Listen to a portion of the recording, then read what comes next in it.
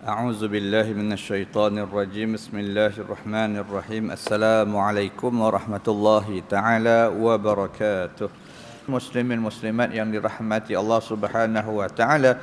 Alhamdulillah, pertamanya kita merafakkan kesyukuran kepada Allah Subhanahu wa taala yang mana dengan limpah rahmah dan izin daripada Allah Subhanahu wa taala kita masih dikurniakan dengan berbagai kurniaan dan juga berbagai pemberian. Mudah-mudahan segala kurniaan dan pemberian yang masih Allah kurniakan kepada kita maka dapat kita jadikan sebagai sebab untuk terus kita melaksanakan apa yang telah pun menjadi suatu kewajipan ataupun tanggungjawab kita terhadap Allah Subhanahu wa taala, iaitu untuk kita melaksanakan apa yang diperintahkan dan meninggalkan apa yang dilarang. Mudah-mudahan ada di antara amalan-amalan ataupun kebaikan-kebaikan yang kita laksanakan akan diterima sebagai suatu amal yang soleh yang kita harap menjadi sebab ataupun punca untuk kita mendapat rahmat, keampunan dan keredaan daripada Allah Subhanahu wa taala, terutama di akhirat kelak insya-Allah.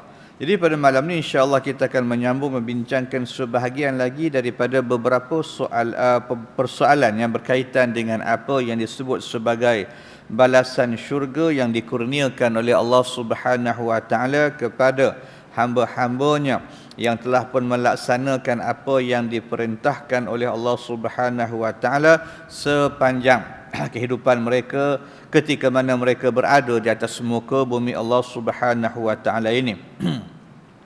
Persoalan ini kita kongsikan susulan daripada persoalan pengajaran yang ke-29 yang dipetik daripada kitab Al-Mawa'izul Badi'ah, bila mana pengajaran yang ke-29 dalam kitab itu menceritakan kepada kita tentang beberapa daripada persoalan yang berkaitan dengan syurga yang telah pun diberikan ataupun yang akan diberikan oleh Allah Subhanahu wa taala kepada hamba-hambanya yang beriman.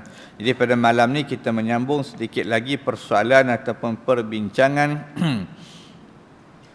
yang berkaitan dengan beberapa perkara yang berhubung kait dengan syurga, di mana di dalam satu penulisan yang menceritakan perkara ini berdasarkan kepada pandangan dan juga pendapat Imam Fakhruddin Ar-Razi, maka telah pun kita kongsikan beberapa persoalan yang berkaitan dengan apa yang kita sebutkan tadi. Jadi pada malam ni kita menyambung sebahagian lagi daripada beberapa persoalan yang mungkin timbul ketika mana kita membahaskan, ketika mana kita berkongsi cerita tentang syurga ni. Antaranya persoalan di sini timbul persoalan bagaimana iblis dapat menghasut Nabi Adam yang berada di dalam syurga, sedangkan iblis ketika itu berada di luar daripada syurga.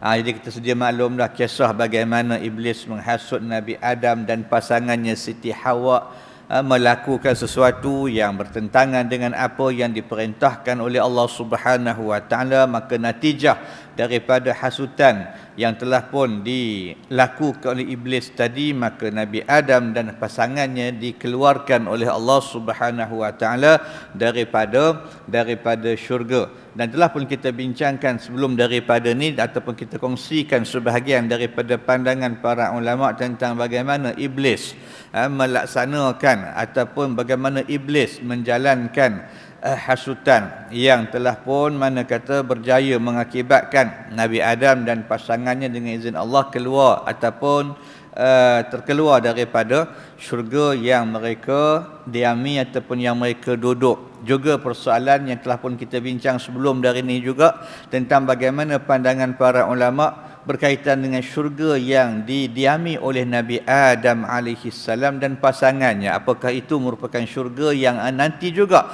akan dikurniakan kepada hamba-hamba Allah yang beriman ataupun ada syurga lain.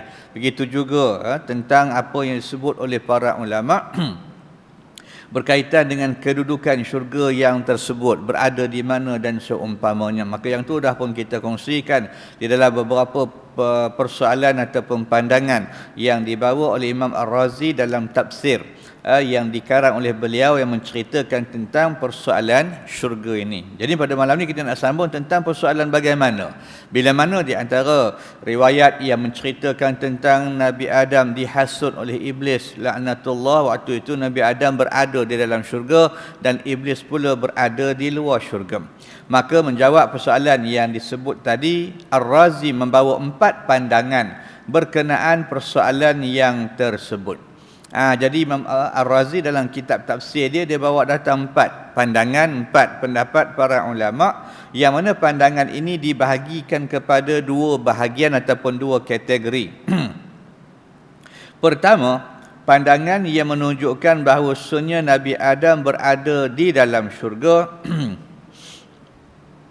dan iblis pula berada di luar syurga. Ni pandangan ulama yang pertama. Kata dia waktu Nabi Adam ni dihasut, waktu iblis maknanya menghasut Nabi Adam, pandangan pertama mengatakan Nabi Adam berada di dalam syurga, sedangkan iblis berada di luar daripada syurga. Baik.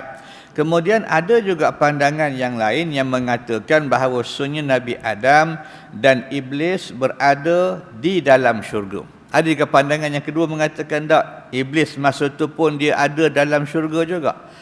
Dia berada di dalam syurga dan Nabi Adam pun berada dalam syurga, lalu dia menghasut Nabi Adam untuk maknanya melakukan satu perbuatan yang melanggar perintah Tuhan, satu perbuatan yang telah pun dilarang oleh Allah Subhanahu wa taala. Maka natijah ataupun kesan daripada perbuatan itu menyebabkan Nabi Adam dan pasangannya dikeluarkan daripada syurga. Baik. Kemudian kalau kita pecahkan pula kedua-dua pandangan ni, iaitu pandangan yang mengatakan iblis di luar, Nabi Adam di dalam, pandangan pertama, maka ada 3 pendapat dalam persoalan yang pertama ni. Bermakna dari sudut kita pecahkan persoalan ini kepada 2 pendapat tadi. Pendapat yang mengatakan Nabi Adam berada di dalam syurga dan iblis berada di luar. Lalu bagaimana iblis dapat menghasut Nabi Adam sedangkan mereka berdua ni berada di 2 tempat berasingan? Ni pandangan yang pertama, dan nanti akan kita kongsikan pula pandangan yang kedua yang mengatakan bahawasanya Nabi Adam dan iblis dua-duanya berada di dalam syurga. Baik. Maka di dalam persoalan yang pertama tadi yang menceritakan bahawasanya iblis berada di luar daripada syurga dan Nabi Adam berada di dalam syurga, maka ada 3 pandangan dalam menjawab persoalan tadi. Pertama, pandangan yang mengatakan bahawa iblis yang ketika itu berada di bumi maka dapat menghasut Nabi Adam yang berada di langit melalui apa yang disebut sebagai kemampuan yang luar biasa yang dikurniakan oleh Allah kepadanya. Jadi berbalik kepada persoalan yang kita sebut hari itu bahawasanya syurga, ada pandangan ulama mengatakan syurga yang Nabi Adam duduk itu berada di langit. Berada di langit. Ketika itu bila disebut pandangan pertama ni bahawasanya Nabi Adam tu berada di dalam syurga dan syurga tadi letaknya di langit, dan iblis ketika itu berada di luar syurga lalu tempatnya di atas muka bumi Allah Subhanahu wa taala ini, maka pandangan pertama menjawab bagaimana kata syaitan boleh menghasut Nabi Adam sedangkan 2 tempat ni berbeza, jauh jaraknya bumi dengan langit. Maka pandangan pertama mengatakan waktu itu iblis diberikan satu kelebihan ataupun kemampuan ataupun keupayaan yang luar biasa oleh Allah Subhanahu wa taala. Maka dengan kemampuan tadilah dia dapat mana kata menceritakan, dia dapat menghasut, dia dapat melakukan hasutan ataupun tipu daya terhadap Nabi Adam alaihi salam. Dan kalau pandangan ni kita rujuk pada hari ini memang akan berlaku jugalah ataupun tak ada jadi persoalan yang pelik. Bagaimana hari ini orang yang duduk di 2 tempat yang berasingan boleh mana kata mengetahui segala cerita, segala peristiwa, segala benda yang berlaku. Jadi itu di antara yang disebut sebagai kemampuan luar biasa tu, ataupun daya keupayaan yang luar biasa yang Allah beri kepada iblis iblis laknatullah untuk menghasut Nabi Adam alaihi salam. Ni pandangan yang pertama. Dia kata macam mana boleh jadi? Itu dia jawapan dia. Baik. Yang kedua, pandangan sebahagian ulama pula bahawa mengatakan bahawasanya iblis berada di luar syurga dan dia dapat menghasut Nabi Adam yang ketika itu berada di dalam syurga setelah iblis memasuki badan seekor ular dan masuk ke dalam syurga dengan rupa yang tersebut. Ini riwayat yang seterusnya dalam keadaan setengah pandangan, mengatakan bagaimana iblis ni boleh menyelinap masuk sedangkan waktu tu dia ada dekat luar. Nabi Adam ada dekat dalam. Jadi pandangan kedua mengatakan iblis ni dia masuk dalam badan seekor ular yang ketika itu ular tadi masuk ke dalam syurga. Itu yang disebut sebagai persoalan pandangan ulama dalam maknanya persoalan yang berkaitan dengan bagaimana iblis dapat menghasut Nabi Adam ketika itu kedua-dua mereka dalam kedudukan yang berbeza. Iblis di luar dan Nabi Adam berada di dalam syurga. Itu pandangan yang kedua dalam kategori yang pertama. Keadaan di mana seorang di luar, seorang di dalam. Baik. Pandangan yang ketiga pula mengatakan bahawasanya kemungkinan Nabi Adam dan pasangannya Siti Hawa menghampiri pintu syurga. Ini pandangan ketiga. Mungkin kata mereka Nabi Adam dan Siti Hawa ketika itu berada dekat dengan pintu syurga. Memanglah iblis itu berada di luar. Tapi waktu itu Nabi Adam dan isteri dia mungkin berada dekat dengan pintu syurga dan waktu itulah iblis mana kata melakukan hasutan dan tipu daya. Ketika mana mereka saling hampir menghampiri satu sama lain. Maka ni pandangan yang ketiga. Jadi ada tiga pandangan. Pertama tadi mengatakan iblis diberikan kemampuan luar biasa oleh Allah hingga dia dapat melakukan tipu daya walaupun ketika itu dia berada di tempat yang jauh ataupun berada di bumi sedangkan Nabi Adam berada di syurga yang letaknya di langit. Pandangan yang kedua mengatakan bahawasanya iblis ini masuk ke dalam badan seekor ular dan dia masuk ke syurga dalam bentuk macam itu. Yang ketiga mengatakan ada kemungkinan Nabi Adam dan Siti Hawa ketika itu berada di pintu, dekat-dekat dengan pintu, maka ketika itulah iblis mengambil kesempatan tadi, maka dia pun menghampiri kedua-dua mereka lalu melakukan tipu daya ataupun hasutan terhadap Nabi Adam dan pasangannya. Ini di antara tiga pandangan para ulama yang dinukilkan oleh Imam Fakhruddin Ar-Razi dalam kitab tafsir dia. Baik. Maka pandangan yang kedua dan ketiga, yang tadilah pandangan yang mengatakan bahawasanya iblis ni masuk dalam badan seekor ular, ataupun pandangan yang ketiga mengatakan iblis ni duduk dekat dengan pintu syurga ketika mana dia nampak Nabi Adam dan pasangannya Siti Hawa berdekatan dengan pintu tadi.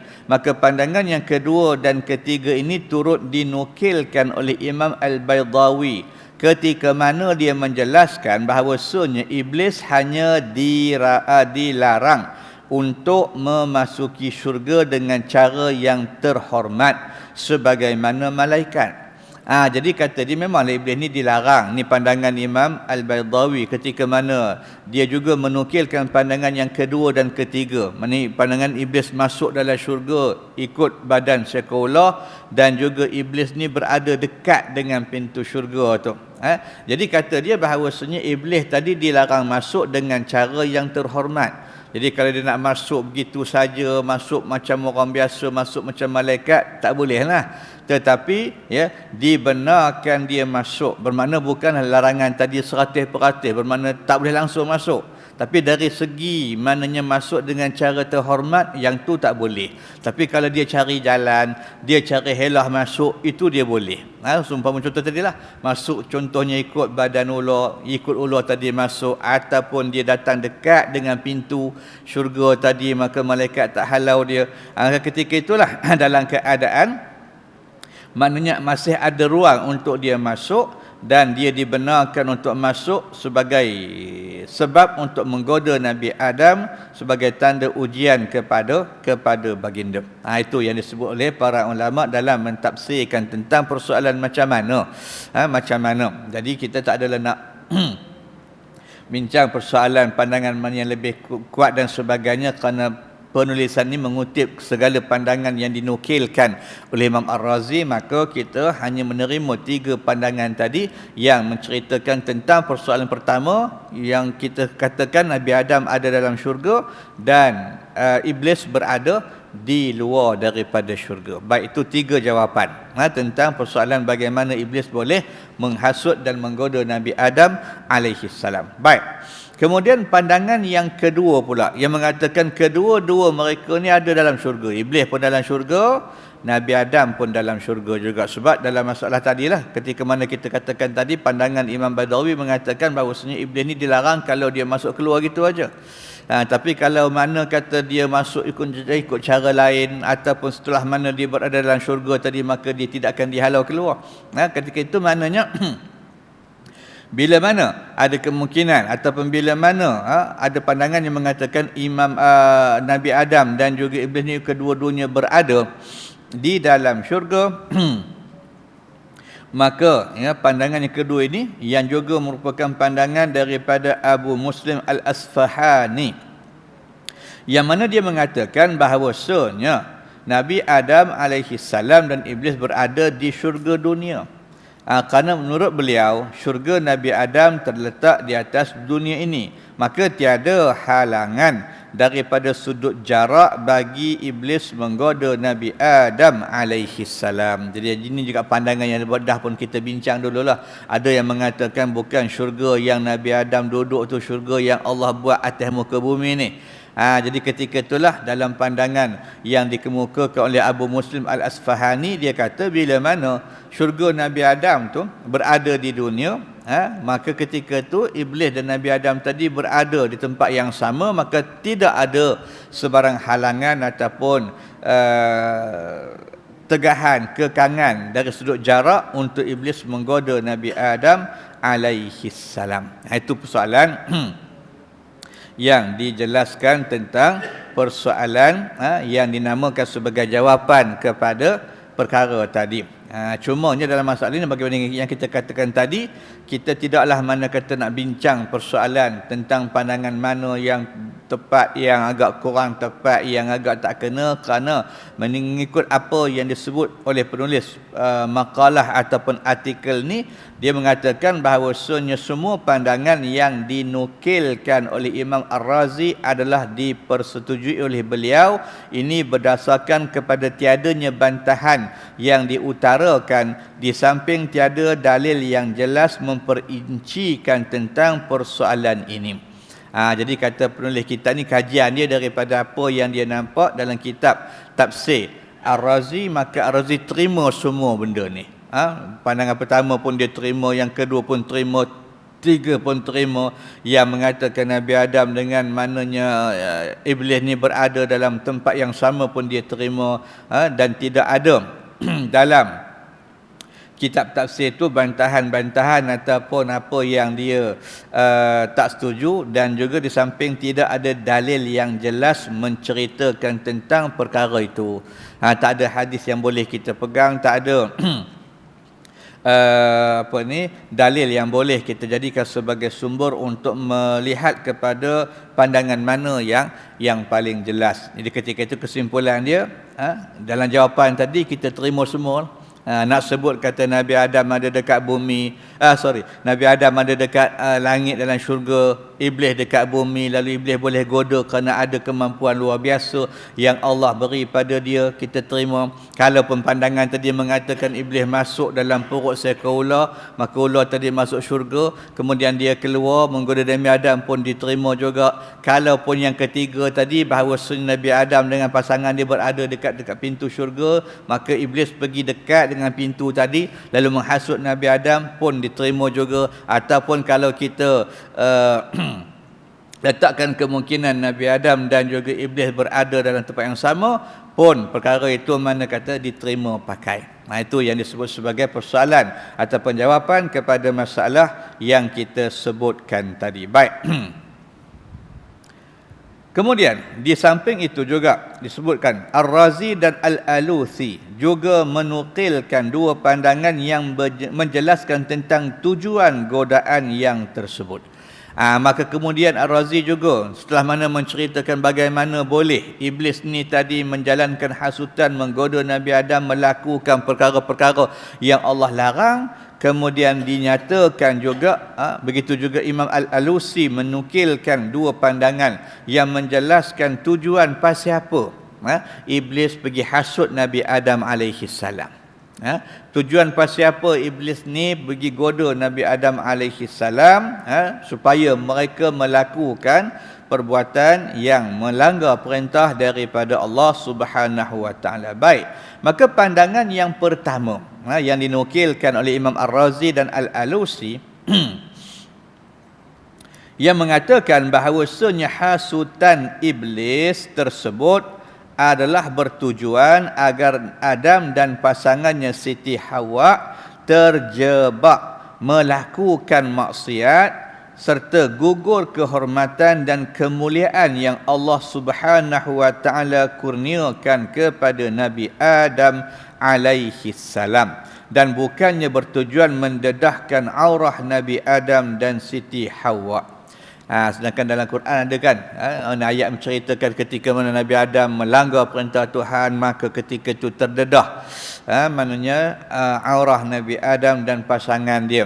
Jadi dijawab oleh maknanya Ar-Razi dan Al-Alusi dengan mengemukakan dua pandangan. Pertama, kata mereka, pandangan pertama mengatakan tujuan iblis tadi supaya Nabi Adam ni buat benda yang disebut sebagai maksiat. Maka bila mana Nabi Adam ni melakukan perkara yang dilakukan ataupun yang disebut sebagai melakukan kesilapan ataupun kesalahan ataupun maksiat, maka ketika itu hasil daripada perkara tadi akan menyebabkan kehormatan dan kemuliaan yang Allah berikan kepada mereka berdua akan tercemar. Akan dalam keadaan dah tak sempurna, dalam keadaan dah jadi tak elok dan sebagainya. Jadi bukanlah maknanya iblis itu nak goda Nabi Adam supaya dengan godaan tadi menyebabkan aurah Nabi Adam dan Siti Hawa itu terdedah. Ini kerana, kata pandangan yang pertama, iblis tidak mengetahui bahawa akibat melanggar arahan Allah itu akan menyebabkan aurah Nabi Adam dan Siti Hawa akan terdedah. Dan pandangan ini juga berpendapat bahawa ayat yang menggambarkan terdedahnya aurah mereka, ayat yang disebut dalam Al-Quran dalam surah Al-A'raf ayat yang ke-7, surah yang ke-7 ayat yang ke-20, yang bermaksud setelah itu iblis pun membisikkan, yakni menghasut kepada mereka berdua supaya dapatlah ia menampakkan kepada mereka akan aurah mereka yang sekian lama tertutup dari pandangan mereka, sambil dia berkata, tidaklah Tuhan kamu melarang kamu daripada menghampiri pokok ini, melainkan kerana dia tidak suka kamu berdua menjadi malaikat atau menjadi dari orang-orang yang kekal selama-lamanya di dalam syurga. Jadi pandangan pertama mengatakan walaupun Allah sebut dalam ayat ni surah Al-A'raf ayat 20 tentang persoalan menampakkan aurah yang sekian lama tertutup dari pandangan keduanya, tapi bukanlah tujuan iblis menggoda tadi untuk mendedahkan aurah, walaupun ayat tadi menggambarkan terdedahnya aurat itu merupakan sesuatu yang Allah sebut, cuma ia merupakan kinayah, satu bahasa mana kata yang merujuk kepada kehilangan kehormatan dan kemuliaan. Bukan maknanya nak nampak aurah macam kita faham tu, tidak. Tapi masalahnya apa yang disebut sebagai bahasa kinayah, bahasa kita sebut kata lapik cakap lah. Bila mana kita buat maksiat seolah-olah terdedah aurah ataupun keburukan tadi, kerana aurah ni biasanya benda yang kita tutup, yang kalau didedahkan akan jadi malu, akan jadi tak elok. Itu maksud bahasa kinayah tadi. Jadi bila mana kita melakukan satu perkara yang tak elok, maka terbuka setiap maknanya perkara-perkara yang tak elok tadi, perkara-perkara yang tak baik tadi. Maka itu maksud ayat dalam surah Al-A'raf pada ayat yang ke-20 tadi. Jadi bukanlah maksudnya menggambarkan aurah sebagaimana kita faham, tapi lebih kepada kinayah yang merujuk kepada cacatnya, tercemarnya kehormatan dan kemuliaan yang Allah beri kepada Nabi Adam dan pasangan Nabi Adam itu Siti Hawa. Itu pandangan yang pertama. Baik. Kedua, pandangan yang mengatakan tujuan iblis menggoda Nabi Adam ni pasal apa? Baik, pertama tadi kerana nak bagi kalau boleh hilang kemuliaan. Hilang kerana manusia ni asalnya makhluk yang Allah muliakan dengan diberikan ataupun dengan dipilih oleh Allah menjadi khalifah. Yang dalam ayat tu Allah suruh malaikat sujud memberikan penghormatan, yang iblis tak puas hati dan sebagainya. Maka bila mana diberikan sesuatu kelebihan, tentulah menunjukkan adanya keistimewaan ni. Jadi iblis tadi nak cuba, tak? Ataupun dia melakukan hasutan tadi supaya kemuliaan tadi tercemar, kemuliaan tadi hilang dan sebagainya. Itu pandangan pertama tadi. Kemudian pandangan yang kedua mengatakan kemungkinan iblis telah melihat di Lauh Mahfuz atau mendengar perbualan para malaikat bahawa jika Adam memakan buah daripada pokok tersebut akan menyebabkan aurah baginda terdedah, dan perkara sedemikian merupakan kemuncak kemudaratan bagi Nabi Adam dan menjatuhkan maruahnya. Maka oleh itu iblis menghasut Nabi Adam bagi mencapai tujuan yang tersebut. Jadi ada juga pandangan kedua mengatakan ada kemungkinan iblis ni dia telah melihat catitan di Lauh Mahfuz, ataupun dia mendengar perbuatan atau perbualan malaikat yang mengatakan akibat kalau Nabi Adam ni dia langgar perintah Tuhan, kalau dia makan juga buah daripada pokok yang Allah larang, maka akan mengakibatkan aurah dia terdedah. Dan perbuatan ataupun aurah yang terdedah tadi merupakan kemuncak kemudaratan ataupun kemuncak keburukan yang akan berlaku kepada Nabi Adam dan akan menjatuhkan maruah Nabi Adam sebagai makhluk yang dimuliakan oleh Allah Subhanahu Wa Taala. Kerana itulah iblis tadi cari jalan juga bagaimana nak dapat benda begitu. Bagaimana kata nak jadikan Nabi Adam ni dalam keadaan mananya rosak maruahnya, hilang kehormatan dan seumpamanya. Maka itu dua pandangan dalam persoalan yang berkaitan dengan tujuan. Kenapa iblis ni beria menghasut Nabi Adam alaihi salam, yang telah pun mana kata disebutkan oleh para ulama. Baik. Maka penulis berpandangan bahawa Ar-Razi juga bersetuju dengan kedua-dua pandangan di atas. Jadi kalau ikutkan kajian ataupun penelitian penulis yang mengkaji pandangan Imam Ar-Razi berkaitan dengan motif maknanya hasutan iblis kepada Nabi Adam tadi, maka penulis artikel ini mendapati bahawasanya kedua-dua pandangan itu diterima. Kerana tidak ada pada pengamatan penulis ini tentang bantahan terhadap kedua-dua pandangan ni. Kerana biasanya Ar-Razi ni akan menolak ataupun dia akan memberikan sedikit komen ataupun ulasan kalaulah pada pandangan dia ada pandangan yang tak kena ataupun pandangan yang agak kurang tepat. Tapi berdasarkan kepada penelitian penulis berkaitan dengan pandangan yang dikutip ataupun yang dinukilkan oleh Ar-Razi berkaitan dengan dua persoalan berkaitan dengan pandangan yang mengatakan tujuan utama ataupun motif iblis ni menghasut Nabi Adam dan pasangannya, maka kedua-dua pandangan ini diterima. Tidak dikemukakan sebarang bantahan. Cuma kata penulis ini, maka beliau yakni Imam Ar-Razi kelihatan lebih cenderung kepada pandangan yang kedua. Yang tadilah dalam keadaan supaya iblis supaya Nabi Adam ni tadi bila terdedah aurah, maka disitakan berlakulah kemuncak maknanya kemudaratan. Maknanya dalam keadaan jatuhnya maruah, dalam keadaan ditimpa dengan berbagai-bagai keburukan dan seumpamanya. Baik.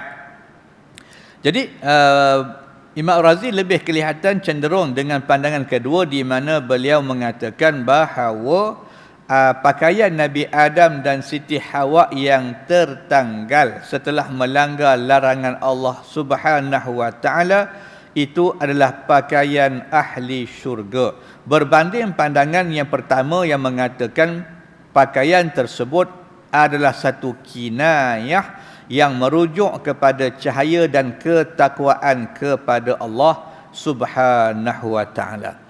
Cuma Razi kata betul lah, dia pilih pandangan kedua kerana pakaian tu yang kata yang Allah kata tadi bahawasanya menampakkan ataupun maknanya pakaian yang mereka pakai tertanggal, maka kerana pakaian tu pakaian memang yang dipakai oleh penduduk syurga. Jadi bila buat aja, bila langgar je perintah Allah, maka apa yang ada di badan mereka tadi jatuh dengan sendirinya, ataupun apa yang merupakan aurah mereka yang selama ini tertutup, maka ternampak dan seumpamanya. Jadi itu pandangan yang lebih diterima oleh Ar-Razi berbanding dengan pandangan pertama yang mengatakan pakaian itu hanya kinayah ataupun bahasa lapik cakap yang merujuk kepada cahaya ataupun sifat ketakwaan kepada Allah Subhanahu wa taala. Baik.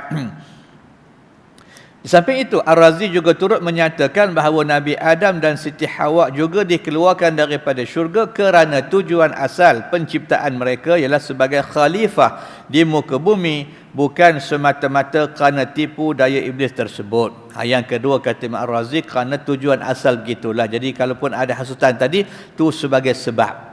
Sebab yang jadi kata Nabi Adam ni keluar daripada syurga, duduk atas muka bumi, maka menjadi khalifah Allah Subhanahu wa taala kerana tujuan asalnya itulah dianya, sebagai khalifah, sebagai makhluk yang membawa ataupun yang akan melaksanakan semua yang diperintahkan oleh Allah Subhanahu wa taala sebagaimana yang Allah sebut dalam surah Al-Baqarah. Cuma sebab yang membawa kepada perkara tadi ialah hasutan iblis yang menghasut Nabi Adam dan Siti Hawa melanggar perintah Tuhan, lalu dengan sebab larangan itu mereka buat menjadikan mereka dikeluarkan daripada syurga dan ditempatkan di atas muka bumi Allah Subhanahu wa ta'ala. Maka ini yang disebut sebagai persoalan yang sebahagiannya dah pun kita bincang hari itu berkaitan dengan di mana kedudukan syurga Nabi Adam AS, juga tentang penciptaan Siti Hawa dan seumpamanya. Maka berdasarkan kepada pembentangan-pembentangan di atas, maka kesimpulan yang boleh kita faham bahawasanya Ar-Razi berpendapat bahawasanya syurga yang didiami oleh Nabi Adam dan Siti Hawa adalah syurga ganjaran, seperti mana syurga yang dijanjikan kepada golongan yang bertakwa. Itu yang disebut sebagai pandangan Imam Ar-Razi. Dia kata syurga yang Nabi Adam duduk tu, syurga itulah yang nanti Allah akan bagi kepada setiap mereka yang bertakwa kepada Allah Subhanahu wa taala. Di samping itu juga beliau mengambil langkah menangguhkan perbincangan berkaitan dengan waktu penciptaan Siti Hawa setelah beliau menukilkan pandangan-pandangan yang mengatakan bahawasanya Hawa dicipta sebelum Nabi Adam mendiami syurga, dan pandangan yang berpendapat sebaliknya, iaitu selepas Nabi Adam mendiami syurga. Juga Imam Ar-Razi mengambil langkah tawakuf ataupun dia tak teruskan perbincangan tentang masalah penciptaan Siti Hawa ataupun pasangan Nabi Adam ni. Selepas Adam duduk dalam syurga ke sebelum daripada tu? Kerana apa yang kita bincang sebelum daripada ni, pandangan ulama ada dua. Ada yang mengatakan Siti Hawa dah pun dicipta sebelum Nabi Adam mendiami syurga lagi. Belum lagi Allah cipta dan tempatkan Nabi Adam, Siti Hawa ni dah ada. Ada pula pandangan yang kedua mengatakan tak, Siti Hawa ni hanya dicipta selepas mana Nabi Adam mendiami syurga Allah Subhanahu wa taala. Cuma Ar-Razi mengambil langkah dia bertawakuf dalam persoalan tidak meneruskan perbincangan tentang perkara ni. Cuma dia bawa datang dalam kitab dia dua pandangan, kemudian tu je dia sebut. Dia tak bincang secara detail, dia tak bincang lebih lanjut dan seumpamanya. Baik. Kemudian Ar-Razi juga menjelaskan bahawasanya taklifan yang pertama bagi Adam dan Hawa bermula daripada larangan memakan buah daripada sepohon pokok di dalam syurga. Taklif ni maknanya tanggungjawab. Jadi kita kata mukallaf. Tak, biasa manusia ni bila jadi mukallaf, lepas kata dia baligh dan dalam keadaan dia berakal. Jadi ketika mana membincangkan bilakah sebenarnya tanggungjawab pertama yang telah pun dipikulkan oleh Allah Subhanahu wa taala kepada Nabi Adam dan Siti Hawa sebagai manusia. Kerana bila Allah Subhanahu wa taala memilih manusia sebagai khalifah, maka ketika itu ada tanggungjawab dia.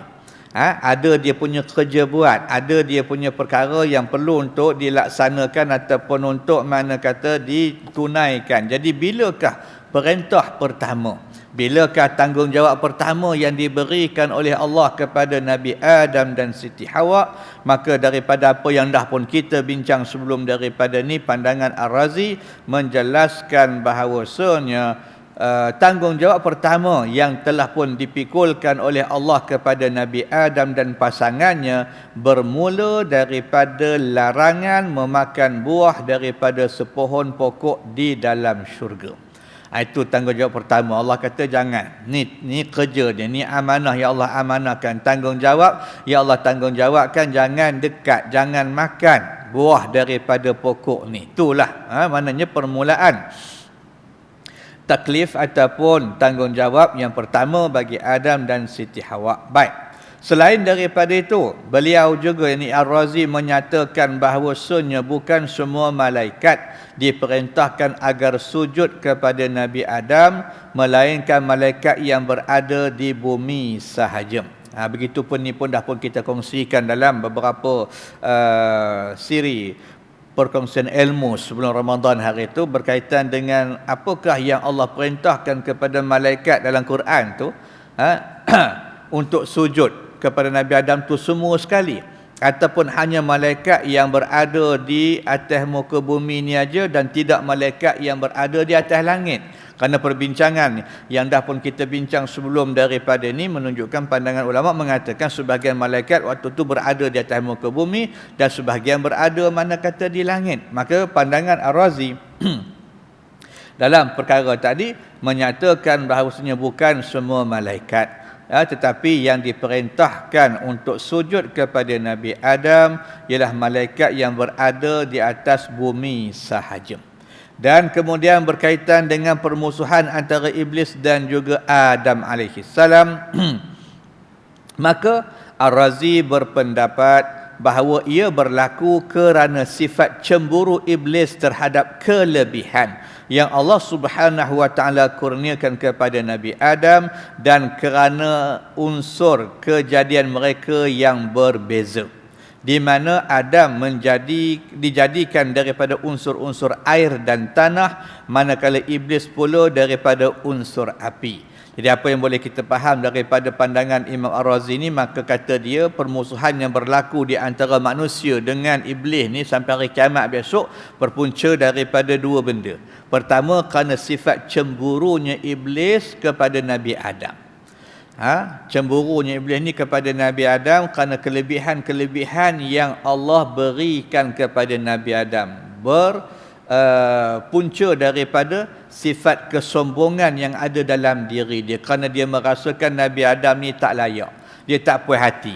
Kerana dia rasa Nabi Adam tak layak terima kelebihan tu. Kerana apa? Kerana dia melihat bahawasanya penciptaan Adam dijadikan daripada unsur-unsur air dan tanah, manakala dia pula dijadikan daripada unsur api. Jadi dia merasakan kelebihan tu patut bagi pada dia lah.